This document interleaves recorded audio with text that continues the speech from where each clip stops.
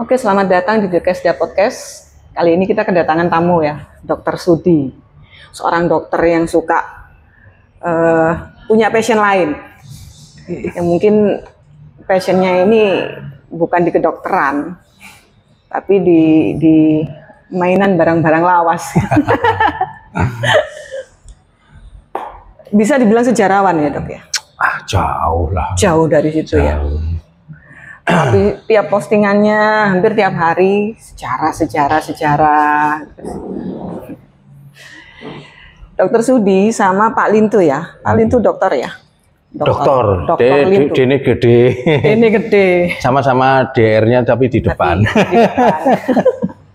Sayangnya Pak Lintu nggak bisa hadir ya.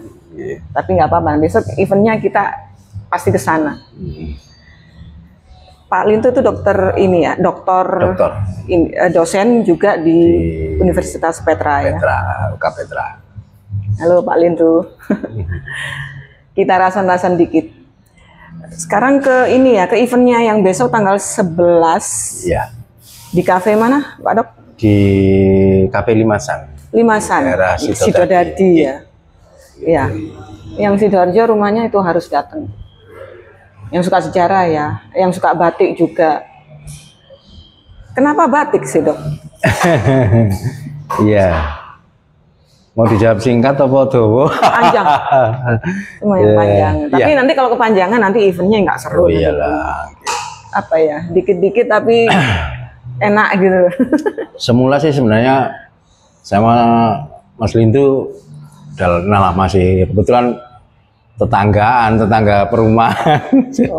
Sering diskusi juga dan beliau kan apa ya, passionnya juga di komunitas perbadian, gitu, perbadian. Gitu. Nah, yang menarik itu sebenarnya kan ternyata Sidoarjo juga punya sejarah panjang tentang batik dan ada batik khas Sidoarjo. Ada batik khas Sidoarjo. Sebentar. Batik itu kan teknik ya, teknik membuat tekstil, dari tekstil dengan teknik tertentu, pakai lilin, pakai apa jadi. Jadi bukan motif ya, motif itu. Oh ya beda lagi ya. Ada motif yang saya tahu nanti bisa didengerin di diskusinya di eventnya. Jadi setahu saya ya mungkin kalau bukan ahlinya sih, cuman kalau ada salah ya dikoreksi batik, jadi tik. Nah, itu cara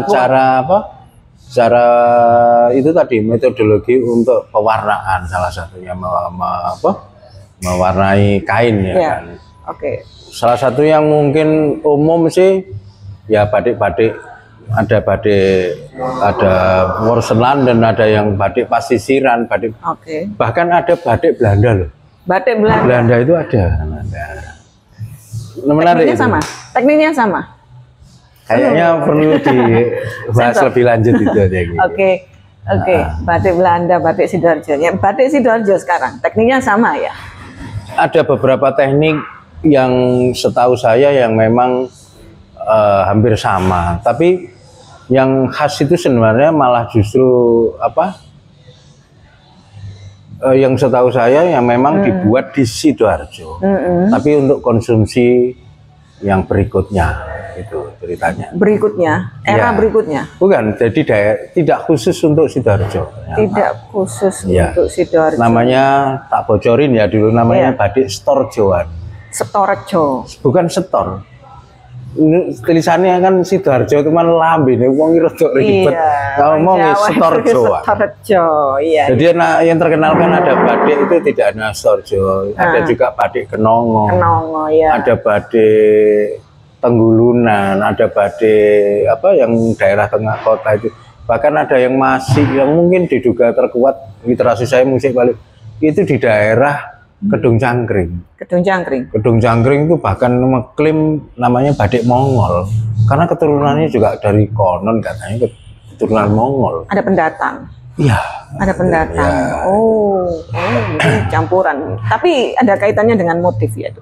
Yang membedakan itu apa? Batik ini, batik sana, batik sini. Ya satu mungkin tipe ya, tipe apa? Motif ya. Motif kita mungkin karena kita ini pasisiran ya. Pasisiran. Ada warnanya agak ngejreng ya. Hijau, merah, ungu lah gitu salah satunya itu. Jadi ada juga beberapa apa di balik batik itu ternyata banyak cerita. Tidak hanya sekedar batik ya, salah satunya misalnya batik itu kan juga, salah satunya juga pembeda kan. Pembeda, diversify. Kasta bos. Ada tipe-tipe motif-motif tertentu, misalnya kayak parang, nggak boleh itu dipakai untuk sembarangan orang. Sembarangan orang nggak boleh. Dan ada catatan kemarin saya temu di, sebenarnya tulisannya Raffles ya, Raffles yang dikutip di kuasa maknanya, di sebuah buku kuasa makna itu ternyata juga di masa Raffles pun akhirnya aturan ini dihilangkan, coba dihilangkan. Aturan mengenai kasta. Iya, tapi supaya Inggris itu bisa impor gitu, memasukkan itu. Jadi intinya juga salah satunya juga cuan dong. Iya, pastinya. Itu. Tapi ada politik di balik itu. Oh pasti. Salah satu yang saya duga memang ada keterkaitan antara politik dan badik itu ada dugaan.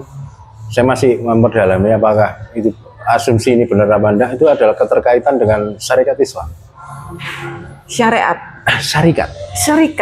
Islam. Jadi dulu sebelum syarikat Islam ada yang namanya SDI, Syarikat Dagang Islam. Syarikat Dagang Islam kemudian menjadi Syarikat Islam, dan cikal bakalnya dari nanti SI itu ada SI putih, ada SI merah. SI merah pun nanti akhirnya menjadi PKI, Partai Sosialis dan Partai Komunis. Oh kan, rugi nggak datang. Iya. Gak ngira ya, jadi ternyata salah satu yang alat jualnya para pedagang syarikat Islam itu salah satunya batik. Salah satunya. Ya, jadi seperti teman saya itu misalnya istri dari HOS Cokroaminoto itu ternyata juga membatik, bisnisnya batik. Membatik dan bisnis juga. Bisnisnya batik. Beberapa tokoh-tokoh syarikat Islam itu juga batik. Jualan batik juga. Itu juga salah satunya barusan kemarin saya dapat info bahwa sebenarnya Yai Hasyim Asy'ari itu menanam pewarna batik. Menanam pewarna batik, pewarna alami. Namanya tom. Tumbuhan. Pohon tom. Tanaman pohon tom. Kalau di Sidoarjo ada namanya Patoman, desa bernama Patoman. Iya. Di daerah barat Sidoarjo Barat. Jadi sekitar Terung. Nah, di sana ada namanya desa Patoman. Bukan Petemon, beda lagi. Petemon beda. Gini-gini Dokter Sudi itu ahlinya. Gedangan apa? Petemon lah. Kadang saya pusing dengar. Ada kerajaan tua di Jawa namanya Tarum. Tarumanegara. Itu juga pewarna ternyata. Pewarna ya? Iya, Mila. Jangan-jangan dia eksportir pewarna. Dugaan saya begitu. Tapi natural juga ya. Natural. Nah, kelak di kemudian hari ya karena bisnis, karena cuan, proses batik ini akhirnya tidak hanya dengan proses yang ribet itu yang mungkin agama, akhirnya muncul batik cap salah satunya. Tapi itu masih bisa dibilang batik ya? Dicap-cap gitu. Ya namanya batik itu kan ada proses, ada motif. Ada motif. Ada setahu saya, iyalah. Nah, itu. Tapi kalau di print gitu gimana tuh? Boleh saja motif printer batik. Printingan batik. Iya. Bahkan ada yang sekarang namanya batik kontemporer. Wah, itu.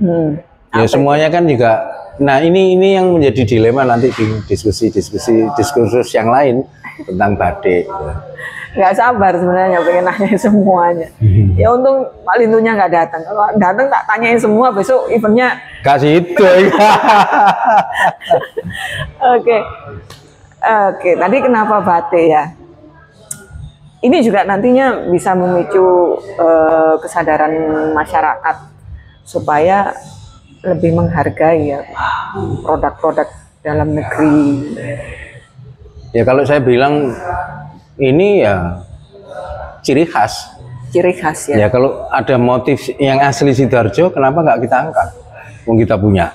Iya. Motif Torjoan. Toh pengembangan juga nggak cuma di situ-situ aja ya, kan ya. Tapi kan kalau sudah ada punya pakemnya ya nggak apa-apa sih. Ya, nggak apa-apa. Pakai yang motif Torjoan. Iya. Gitu. Kita kan sudah gitu. Punya udeng yang khas dikaskan jadi Sidoarjo. Ujul pacul goa. Iya. Tapi sebenarnya kan proses udeng itu kan ya cuma iket kepala, teman motif aja apa? Iya. Main-main di apa? Ukelnya apa. Ya kayak sekarang kayak istilahnya topi, ada yang topi begini, tapi ya itu tren aja sih sebenarnya. Kaos juga ada sih sekarang ya mungkin ditempel karena kaos kan sudah kebanyakan salah satu yang pakai itu sekarang gitu loh. Sidoarjo ini kan tanda kutip krisis identitas. Iya, benar itu. Nah ini mungkin saya ngangkat batik Torjoan sebagai ya ini salah satu identitas Sidoarjo. Kita punya kok Torjo ya. Jadi nanti ada cerita bagaimana ya moga-moga Mas Lintu dengerin ya. Pastilah biasanya pasti cerita apa dengerin, sih Pak. Kenapa ada batik namanya batik Jetis, ya. Ada batik Kenongo, adik batik Sekardangan, itu ada kaitannya ternyata. Nggak ujuk-ujuk dumadaan begitu. Terus kenapa etnis tertentu saja yang menguasai, kok nggak yang lain? Iya, itu bisnis batik itu dari satu hal. Jadi bukan hanya tipe pewarna, juga main di ekonomi pastinya ya. Iya. Juga pasti membawa pangkat dan jabatan. Ternyata juga ada sisi politisnya. Oh iya, politik, ekonomi, iya kan ya. Kebudayaan pasti. Kebudayaan pasti. Ada sosial kasta-kastanya. Luas banget pasti yang mau dibahas besok. Oke. Tambah sedikit ya. Jadi gini, ada sebuah cerita konon di sebuah, aku nggak enak ini ngomong, di sebuah kota itu ada pedagang besar batik. Gitu. Disukai seorang raja, ya mungkin bisnisnya lancar atau gimana, sampai rumahnya itu sama persis dengan ada seorang raja itu, dan saking senengnya istrinya aja dikasihkan ke pedagang batik. Jadi batik ternyata banyak cerita di balik itu. Tunggu tanggal mainnya. Bumbunya kebanyakan. Aduh seharian nggak mungkin cukup untuk bahas batik nih. Kebanyakan bumbu soalnya dok. Ya. Oke, selengkapnya ya memang nggak bisa disebutkan semuanya ya, karena eventnya masih besok hari Minggu tanggal 11 di kafe apa dok? Kafe Limasan. Limasan Sidodadi. Datang aja yang Sidoarjo rugi kalau nggak lihat Dokter Sudi dan Dokter Lintu. Mantap deh pembahasannya. Oke, itu tadi ya The Kesda Podcast bersama Dokter Sudi dan saya Frida Airly. Sampai ketemu di event tanggal 11. Pagi ya. Oh, pagi Minggu pagi. Jam 10-an ya. Jam 10-an tanggal 11 Mei 2025. Sampai ketemu di sana. Oke.